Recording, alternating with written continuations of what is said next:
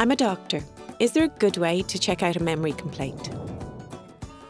No matter how experienced a doctor you are, you can't tell a patient's blood pressure without checking figures from a blood pressure test. Neither can you diagnose pneumonia unless you listen to your patient's chest. It's the same with someone who comes to you with a memory complaint.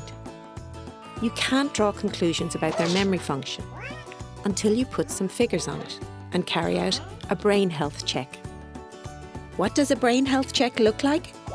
Well, there are 5 steps to remember when dealing with a person's memory. Number 1, know the history. Like with any patient, listening to their story is crucial. You need to understand the concerns, checking with family members where possible, to see if there's anything else that could be interfering with their memory. Step number 2, gather evidence. A brief physical examination and a blood test could pinpoint a treatable and even reversible cause for a patient's memory loss. Things like hypothyroidism or B12 folate deficiency. Number 3, give a test. A short cognitive examination puts a number to the problem, allowing you to make an informed conclusion. To assess their cognitive function, use pen and paper tests that evaluate memory, thinking, and reasoning.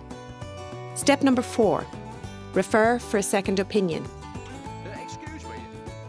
Completing a brain health check should help clarify what's going wrong, but it can also reveal whether you're in a position to offer further help, or if it's best to refer your patient to a specialist for a second opinion.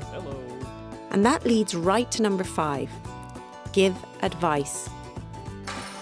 Whatever the outcome of their cognitive assessment, whether they have a memory problem or not, offer informed advice on lifestyle changes that they can make for the sake of their brain. Think of these 5 steps when someone presents with a memory complaint. These steps are good to know, especially when the number of people over 65 is rising and you're going to deal with more memory problems in the future. Which all means now is the perfect time to add brain health to your patient checkup routine.